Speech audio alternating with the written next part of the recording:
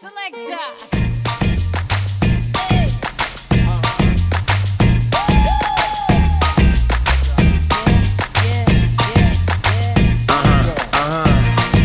This one goes out to you and yours.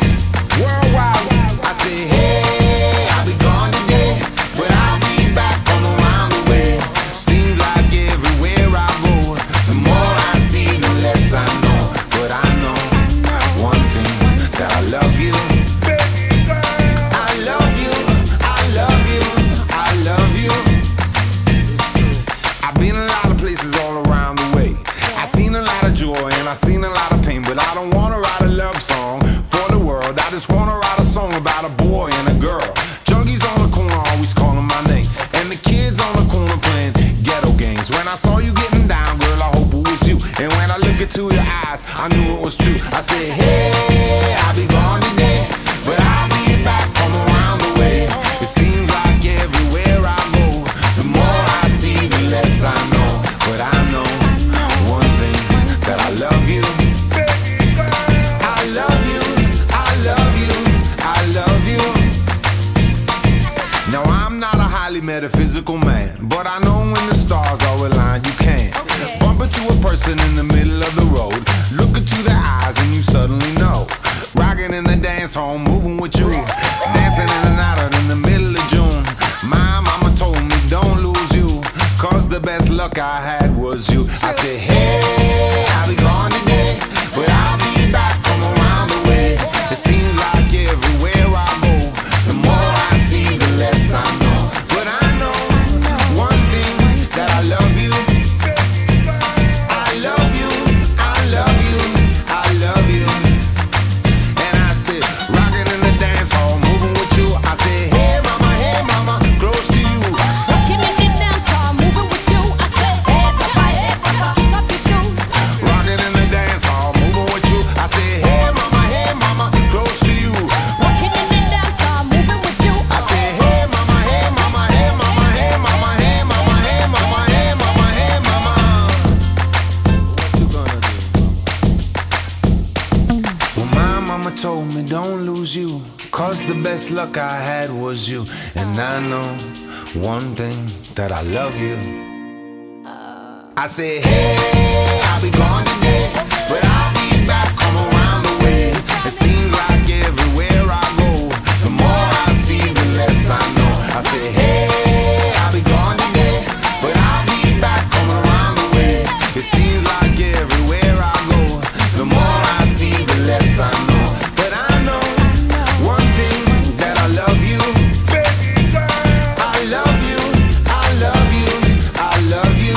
I love you, I love you, I love you. I love you, I love you, I love you. I love you, I love you, I love you. Rocking in the dance hall, moving with you. Hey papa, Rocking in the dance hall, moving with you. come on, hey papa, kick off your shoes.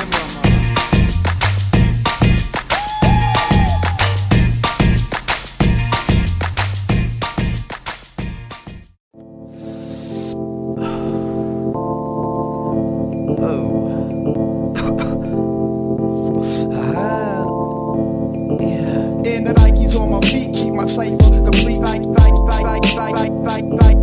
And the Nikes on my feet keep my cipher complete. Nikes.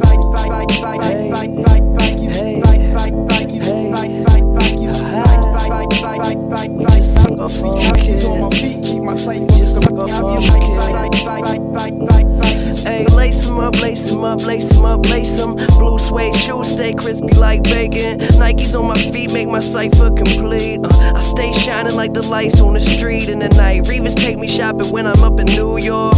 Hit the shoe store, go and cop a few more. You at the mall getting dinner at the food court. I'm in LA eating 22 course. Young boss, shit paper in my pockets. I got a closet filled with shoe boxes. Mom said my spending habit a little bit obnoxious, but a pot pilot stay fresh up in his cockpit. Used to rock hand-me-downs, now buy some clothes, wear 'em out. Hit the clubs, just pull their cameras out. Living in a dream, they beginning to believe. My hotel smell like cigarettes and weed. With what I'm spitting, they should give me a degree. Good liquor, what I'm sipping isn't cheap. Finna blow, don't snooze, don't sleep. All I really need is some shoes on my And the feet. Nikes on my feet keep my cipher complete. Nikes. And the Nikes on my feet keep my cipher complete. Nikes.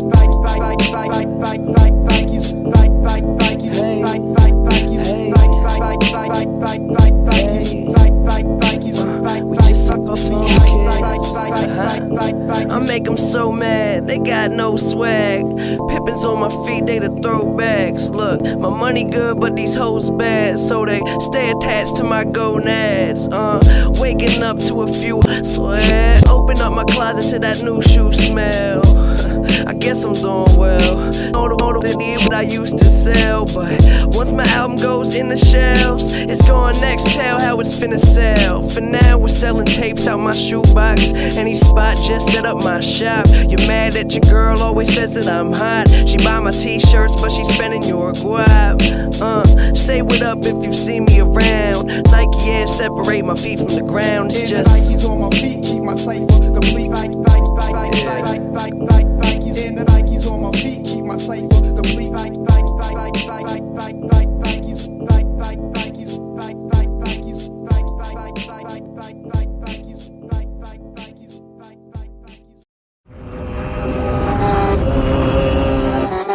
Yeah. Hey.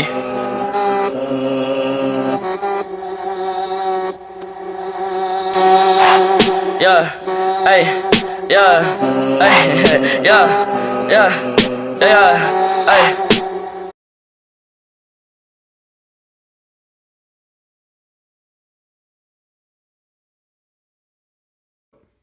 I always knew I wanted to be a mom, but it was very important to me to have a son. So I was very lucky on my third child that I had a boy. It was one of the best days of my life. And also a very big thing for the Bunchu family is he's carrying on the Bunchu name. He's the only son, only grandson.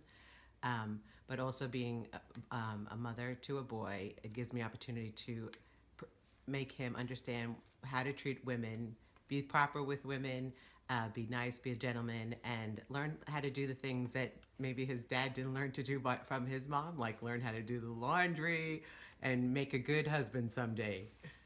You've positively impacted my life because you've been great throughout your whole life and had lots of fun together.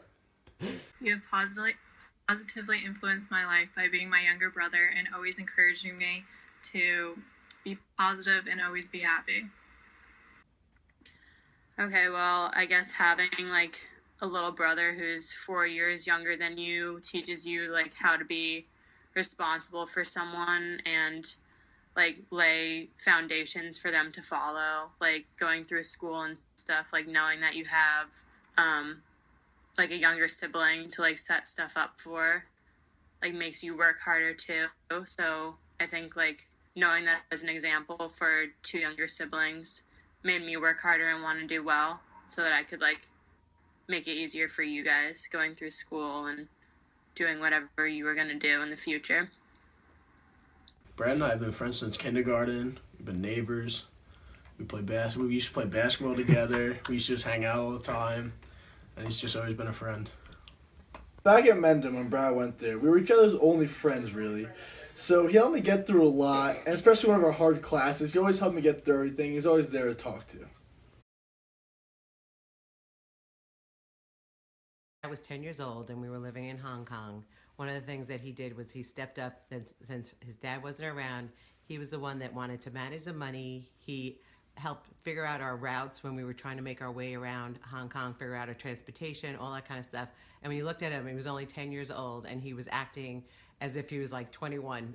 He took total charge and he loved being in control and providing advice and felt very comfortable in a place which was it was foreign to us. Favorite memory was you standing at the bottom of the Burj Khalifa in Dubai looking up at the tallest building in the world. My favorite memory of you and I is 2 years ago when we went on spring break in Bali, we had a lot of sister-brother bonding.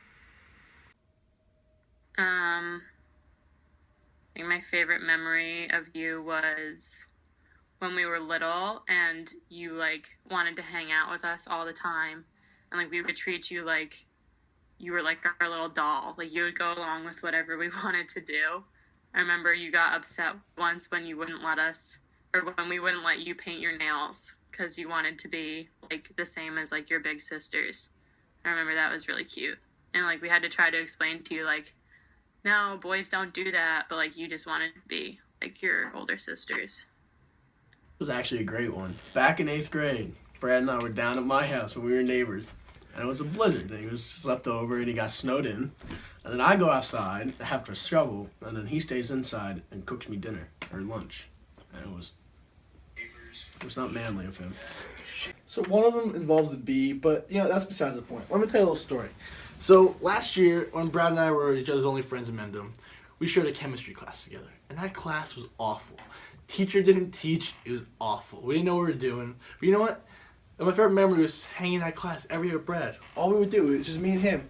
So we had this little bond we had together. My favorite memory: bonded, we talked, schoolwork done, everything. Can't get much better than that. It was a great year-long bond. It wasn't just a one-day memory kind of thing.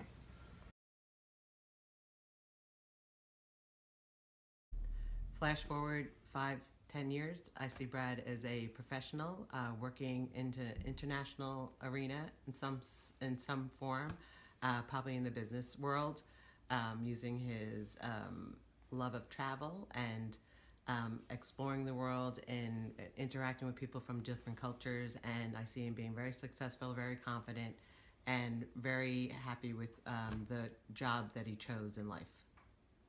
I see you at a school, a nice university, and I see you enjoying yourself very much. In the next couple of years, I see you at a really successful college, happy playing a sport, and after college doing something you love, not what other people are making you do. I think I definitely see you playing basketball at a really good school, like having a great time in college and being like super successful because you're really smart. So you're going to be able to balance like being an athlete and getting good grades and stuff too, and then getting a good job after school. And all. I see my man representing Dartmouth College, Dartmouth 21. See him there, watch him ball out. Next couple of years, I see Brad as a collegiate basketball player. I see him going to the gate, balling at the gate. That's kind of it.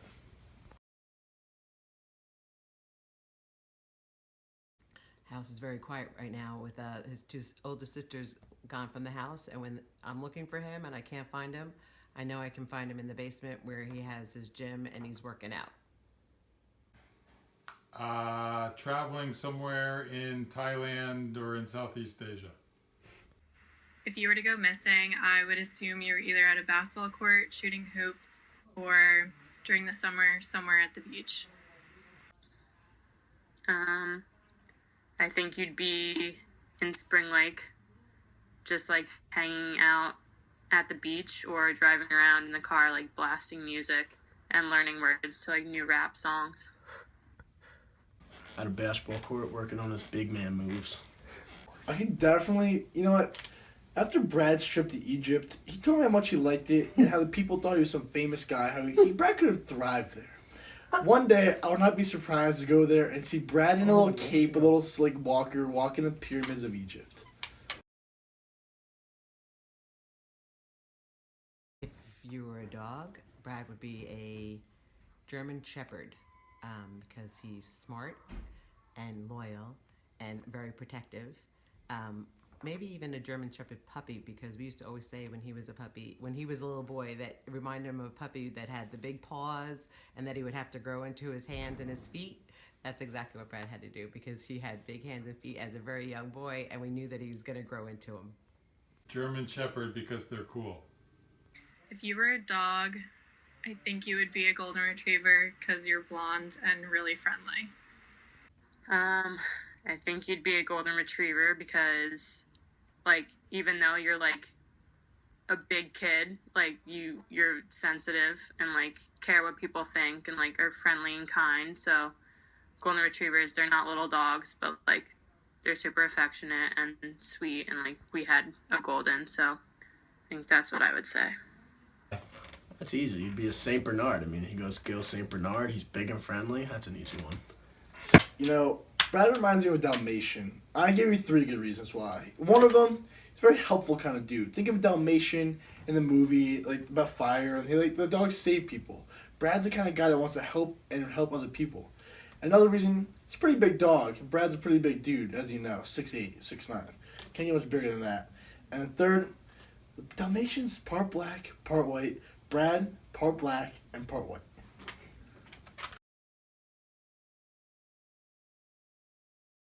I'd say that Brad got his athleticism, his likability, his outgoingness, and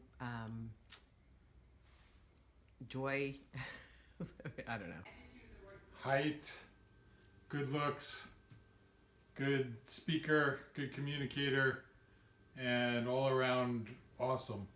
The personality traits I think you got from me were being outgoing, carefree, and always laughing.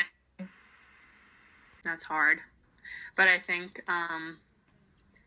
like your leadership and like looking out for like your friends and being loyal and like caring about people who you're close to, like making sure that they're happy and like caring about how they feel, and like not ever wanting to upset anyone, like always wanting to be on people's good sides. Like you don't like when people are mad at you or upset at you, like you always want to fix it. So I think you got that from me. As the youngest in the family, I think Brad is very, very unique, and that he's not like anyone else. He is definitely the youngest, and he has similarities to his dad, his grandfather, and features and looks and that kind of thing, but he's fun-loving like his sister Courtney. He's very smart like his sister Brittany. He's a lot like his mom in a lot of ways too. Loves basketball, played basketball, athletic. So I think he got a lot of traits from everybody in the family. Me. I think you're most like Grandpa because of your intelligence and work ethic. I would say either me or Dad, because like you and Dad both have really weird senses of humor.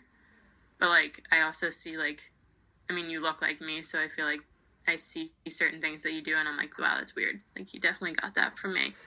But yeah, you and Dad have like the same weird sense of humor and like make the same kind of jokes.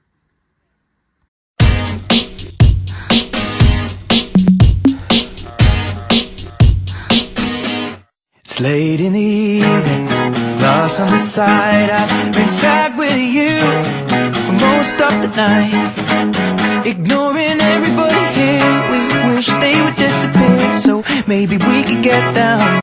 Yeah, well, I just want to give a little shout out to my girl out there, my girls, JJ and Zoe. JJ, that was a nice rager you had. Zoe, my boy Scotty.